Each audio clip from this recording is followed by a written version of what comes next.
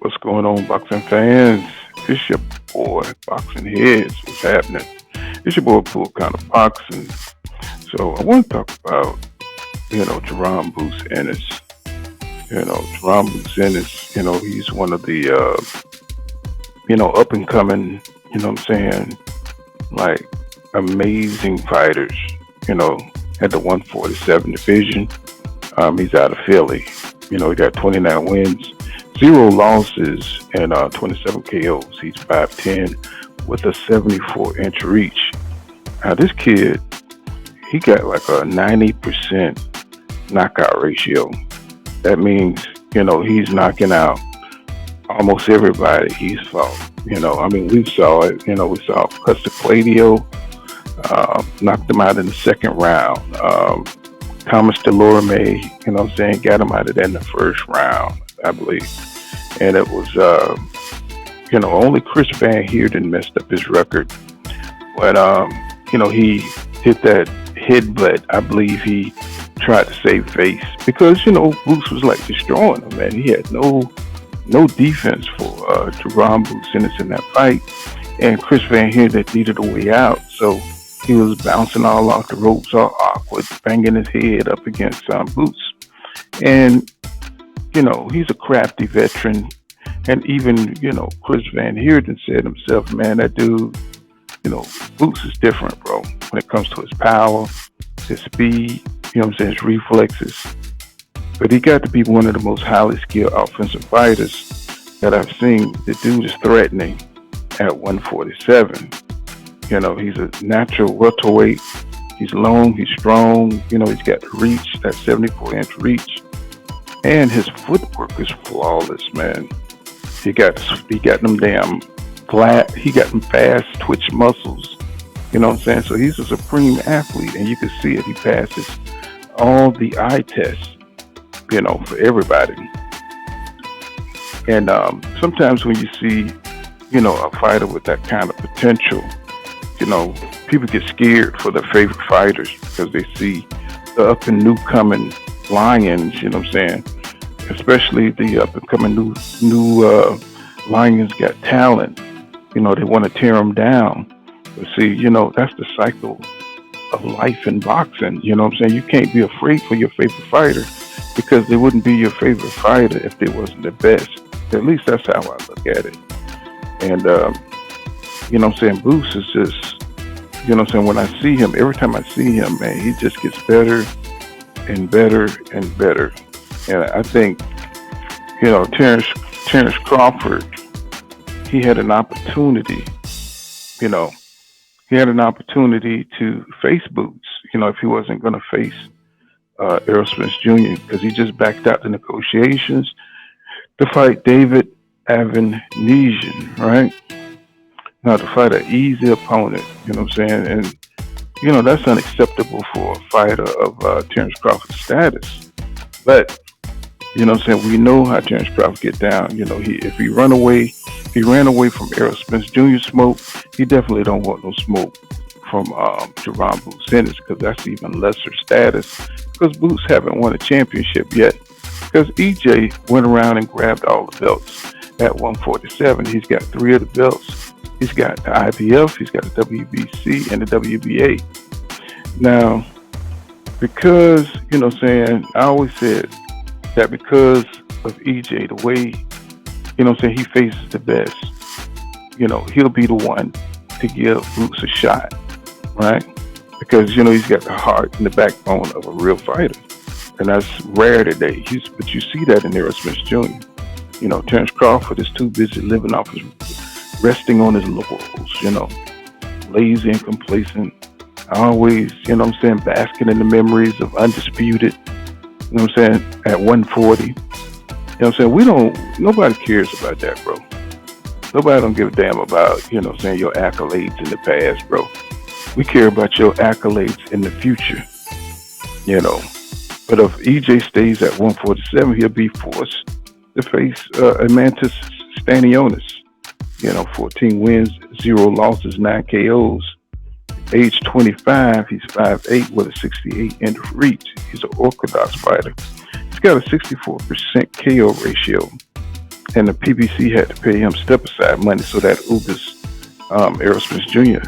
would happen.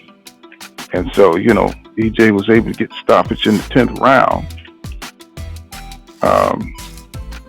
But, EJ is obligated to fight that man because they had to pay him step aside money.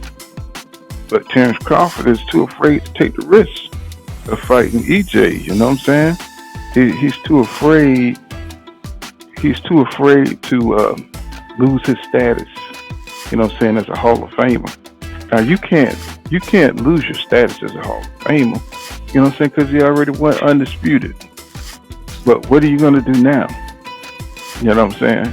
You got to push boxing forward by fighting the best in the division. And Terrence Crawford, he never fought Ugas. He never went for the other belts. So that kind of tells you where Terrence Crawford's mentality is right now. It's almost like he's on a retirement route. You know what I'm saying? Like he's doing a retirement tour. And he hasn't done enough in boxing, in my opinion, to have it like that. You know what I'm saying? He's still got a lot to prove. He's got, 38 wins. And, you know what I'm saying? It's like, you still haven't had a step-up fight, bro. You know what I'm saying? So, it's not the fact that, there's hate towards Terrence Crawford. It's that he don't want to prove himself at 147. And there's Boots sitting right there. And that's what boxing fans, they want to see. They want to see the best fight the best. And Terrence Crawford is proving that he's not the best, bro. Not with fighting David Avanesian. And Jaron Ennis put in for his a request for his IBF mandatory, which will force Errol Spence Jr. either to vacate that belt or go ahead and get to the business of fighting at 147, which he's obligated to fight Emantis Stanionis. So I would like to see Errol Spence Jr. fight Boots because, I believe in his will as a fighter, but Errol Spence Jr. has said for a long time that it's hard for him to make 147. And Terrence Crawford just took 6 months out of Errol Spence Jr. time at 147. It's kind of like the same thing they're doing to Devin Haney down at 135. He's trying to fight Lomachenko, and Lomachenko trying to stretch it out because he knew that kid is having a hard time making 135. You can see what Devin Haney looked like, trying to stay down that weight. He didn't have the best performance against Kambosos, because of, the rehydration. And he looked a little sluggish in that fight, even though he dominated George Kambosos. And, this is the game of boxing, we got fighters masquerading as if they're number one, but they don't want to go out there and prove that they're number one. I think the fighters in the boxing world are starting to see, what Terrence Crawford is all about. He's all about his paper, and he's not trying to get in there with no killers. So he could, and I believe that would expose him, to the boxing world. He don't want to get embarrassed, knowing that he's not what he once was, And I think his diehard fans know it too. So they agree with his decisions to stay safe. He's always stayed safe. Like, back in 2018, he could have went over to the PBC and fought Keith Thurman and Sean Porter when they were in their prime, Errol Spence Jr., all the welterweights when they were fighting each other, Danny Garcia. And he chose to back out. He went to back to top rank. And nobody could understand why Terrence Crawford went back to top rank. And now we know, he didn't want that smoke from none of those guys, especially with him putting out the narrative that the PBC fighters don't want to fight him. So we see that's a tactic that he used, anytime he's afraid to prove himself, he puts up a narrative of propaganda that, that's the opposite, of what he should be doing.